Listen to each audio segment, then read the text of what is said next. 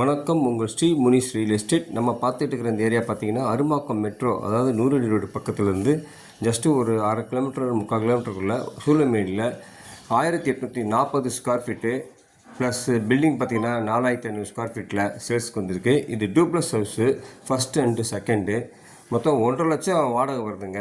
இந்த property clear title 100% வாஸ்து property. Frontage 40 அடி இருக்குது, 30 அடி ரோடில் அமைஞ்சிருக்கு.